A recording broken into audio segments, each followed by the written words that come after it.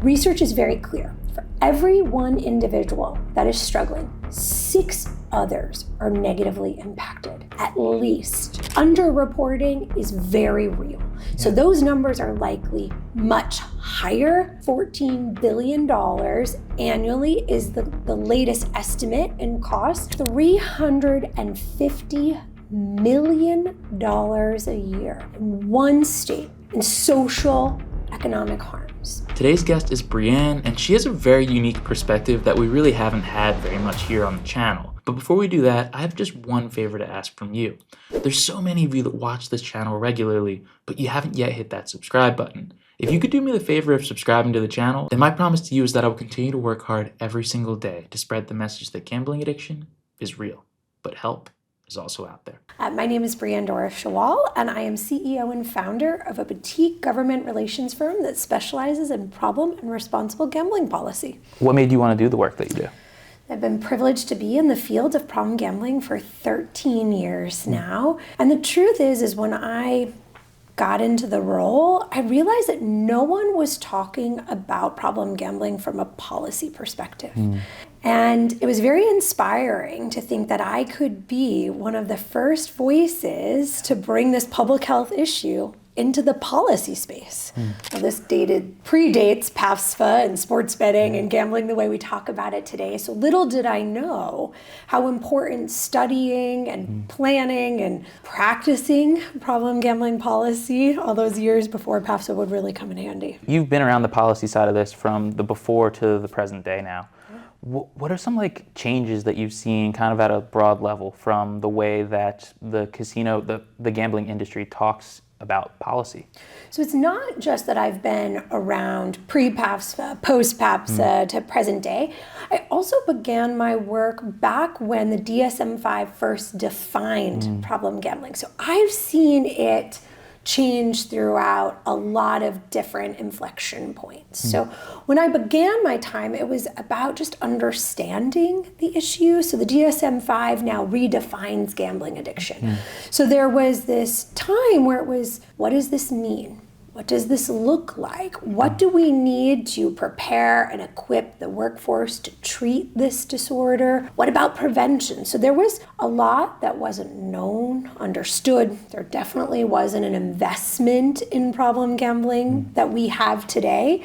I believe the data shows that when I began my work, across the United States, there was about $50 million that was invested into problem gambling. Present day, all these years later, we're only at around 134 million. Now, things can change, budget cycles, but on average. So we've seen it double. Look, pre-PAFSFA, a lot of the problem and responsible gambling policy discussions centered around, is there money?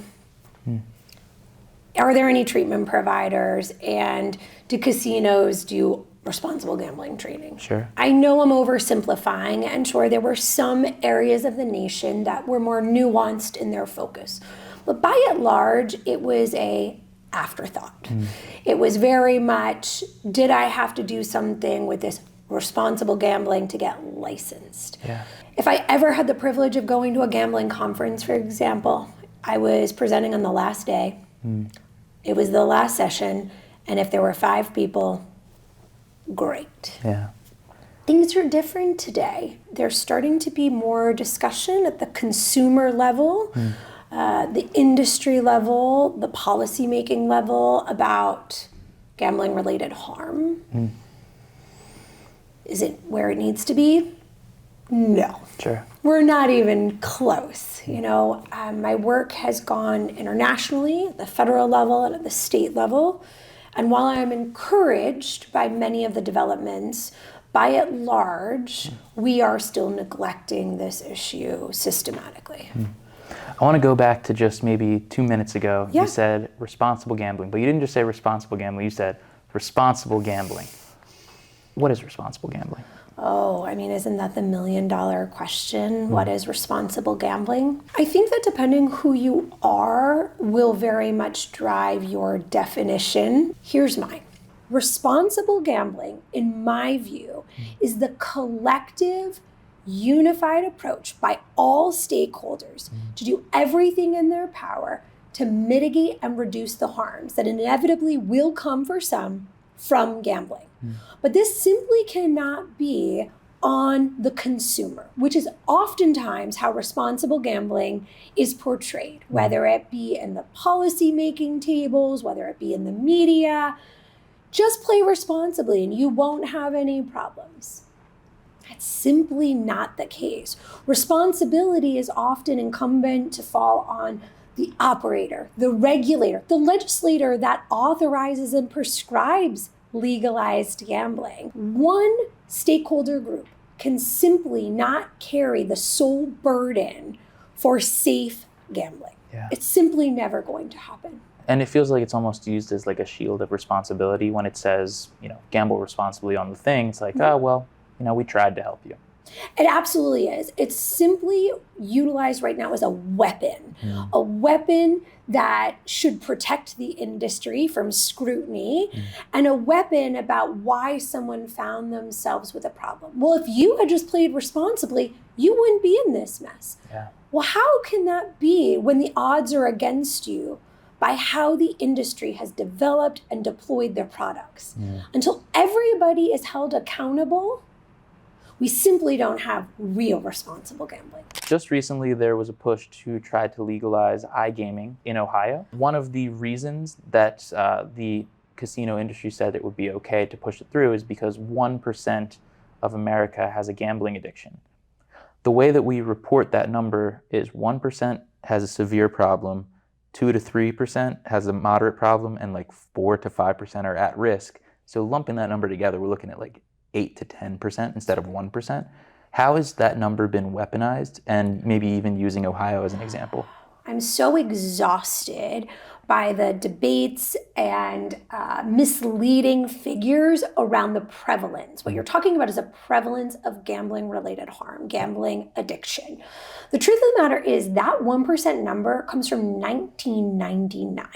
We're not talking about that seems to be getting on the older side data. We're talking about antiquated, signed, sealed, delivered, non-existent, shouldn't be used data anymore. That was done in a time when there wasn't even this consideration or thought of mobile phones, let alone a phone that you could be using as a full-fledged casino. Right. Ohio is a wonderful example about how wrong data is being used to influence policies. And the truth of the matter is, the prevalence data in Ohio shows that actually 2.8% of their adult population has a gambling addiction, with many more being at risk. In fact, I believe that the numbers that are Ohio specific show that if you took those other percentages, they were trending close to 19% of their population being considered moderate, low, or a problem gambler. Wow. Forgive me, I don't use that term problem gambler. I often like to remind folks that that can be stigmatizing in itself. So individuals struggling with problem gambling, 19%. It's 1/5 of the population. The truth is the shame and stigma of this disorder is so great that I believe that even with the leading researchers, underreporting is still a very big reality of the field that we work in.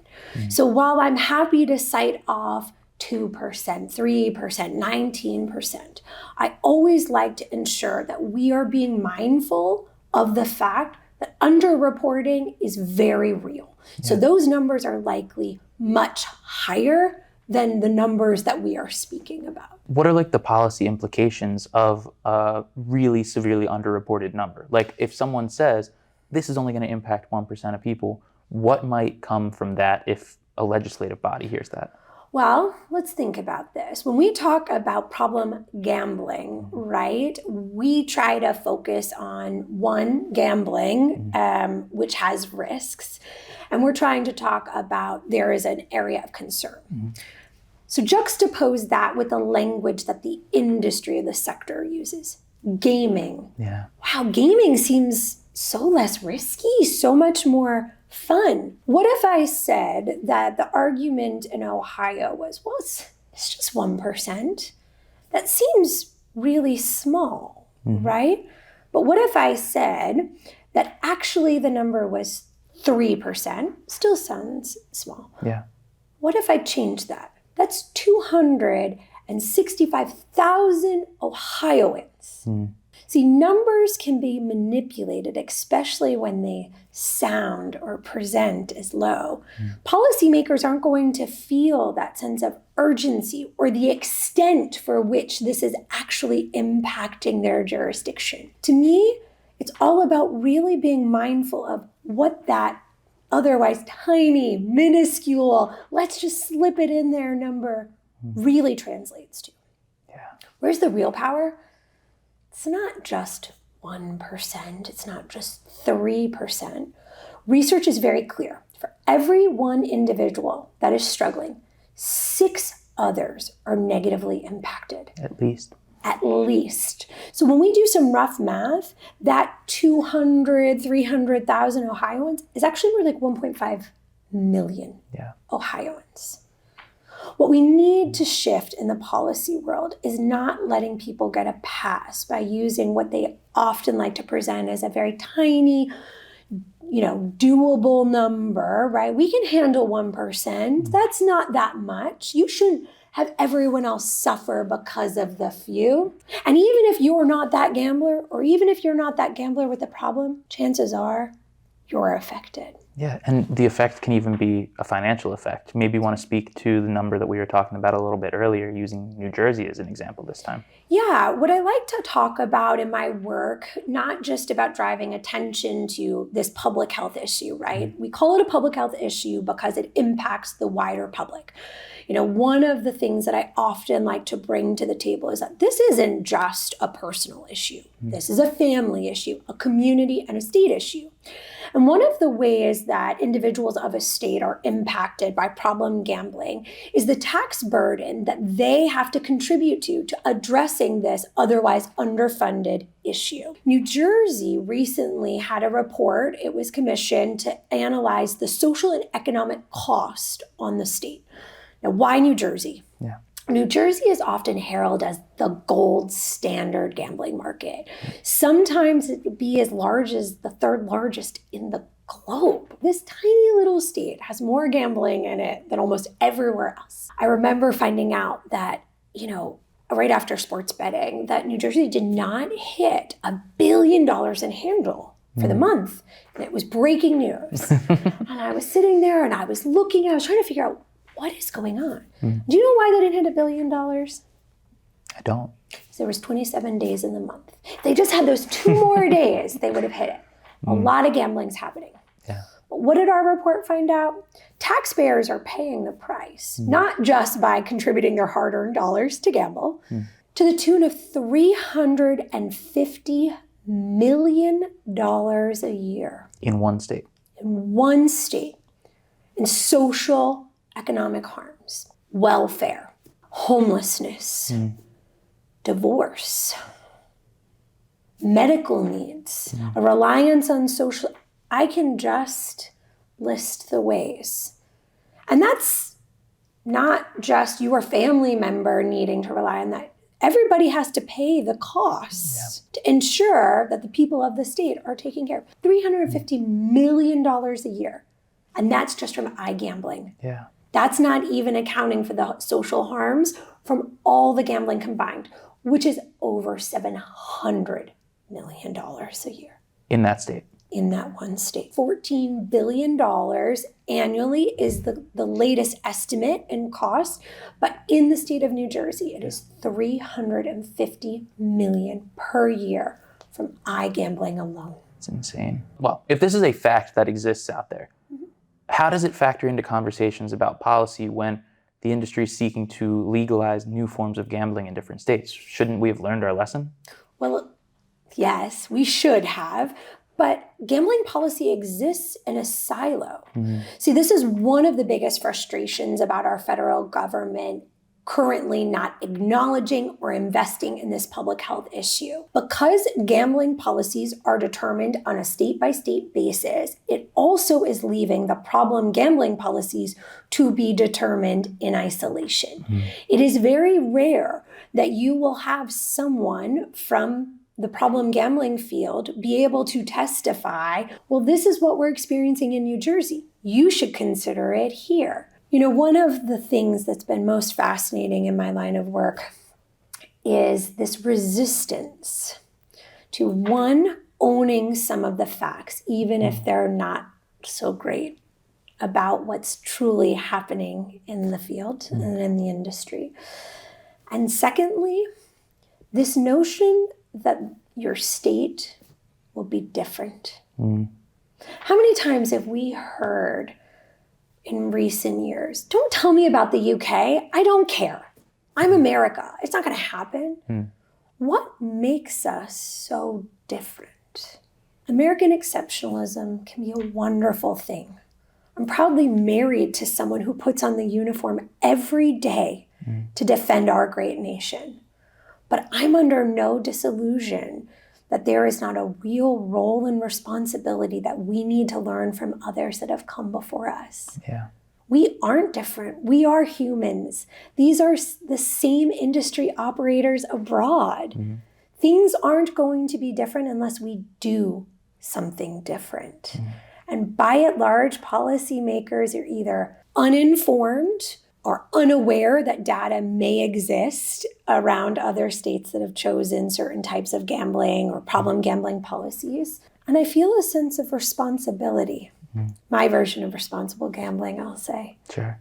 A responsibility to ensure that we are educating the nation at large about what we know and what we shouldn't be replicating.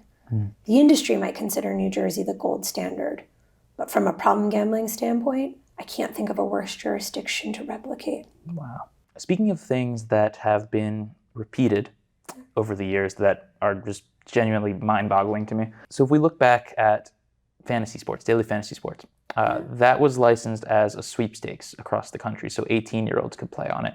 We see the same with lottery. So we see that some lotteries now are offering basically slot machines that are just paid for through the lottery. The truth is by and large, from government officials, there is still this learning curve that we are seeing happen.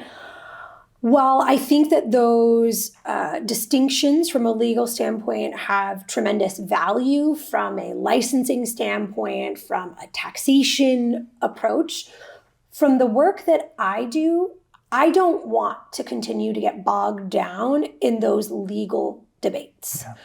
One, that's not really my role, but more importantly, I think it's imperative that as a nation, we talk about all these products in the same way that they carry the same risks. This is a product that has risk. You can become addicted to it, and you need to know that. The average age of participation or entry to participate is something that we need to be talking more about. The truth is that there are 6 states right now that allow you to do sports betting at 18 plus. That policy decision is often arrived at by who regulates and oversees the products. So states like Montana or the District of Columbia, where the lottery oversees sports betting, will also allow participation at 18. Unpopular take, I think that all gambling should be 25. I don't know if that's unpopular. We'll never win it, right? No. 21 might be a more easier arrived at decision. The truth is, though, that what we're seeing transpire, without getting too political, is that the legal debates about defining what something is or isn't is getting in the way of addressing the harms that can and inevitably come, like the gentleman you interviewed, from them. And because by and large, sweepstakes and fantasies have very little regulations around problem gambling, that burden falls more on the casinos. Lottery is another one that generally has nothing. It is acted as this deterrent from trying to get to the real root of how do we address these issues? Got it. I'm not giving anyone a pass here. No. I'm not giving anyone a free pass. And I think that you're starting to see some of the operators that are more loosely defined prioritize problem and responsible gambling. But we're only as strong as the weakest actor. So if you've got sweeps and fantasy folks out there who don't actually care about problem or responsible gambling, that's the baseline we have to work from. And that's a problem. I just think what we need to talk about is the fact that right now, compared to other public health initiatives, the federal government is completely silent and absent from the discussion. Not only do we not research this, we don't invest any money into preventing it or treating it. And that really puts the states in a precarious position because they are left to their own accord. So unless someone is insisting and bringing to light some of the data from other jurisdictions about what happens when you neglect this issue, sometimes we find ourselves passing gambling policies in complete isolation from the problem gambling debate that should be happening, not just alongside or adjacent, but literally inextricably linked to every decision that they make. Does the fact that all these conversations happen in isolation, the fact that everything's so disconnected, that the states take on the responsibility, doesn't that play into the hand of the gambling industry to keep growing, essentially? Because if they fail in one place, they can just go to the next? Yes. I think that policymakers by and large want to do right by their people. They were elected because they were believed in, that they were going to do good to represent the interests of their districts. But the truth is that they're unintentionally enabling sometimes really dangerous policies. And truly, I think it's because there's a lack of understanding and awareness. The irony is that we're talking about gambling policy that's being decided in isolation. But the truth is, 9 out of 10 times, the industry is the one stakeholder base that is existent in every single market. This video was produced as part of a larger series where we looked at what will happen to gamblers in America if nothing changes about the direction that we're headed. So here's episode 1 of that. Check it out next. Let's keep getting better together, one day at a time.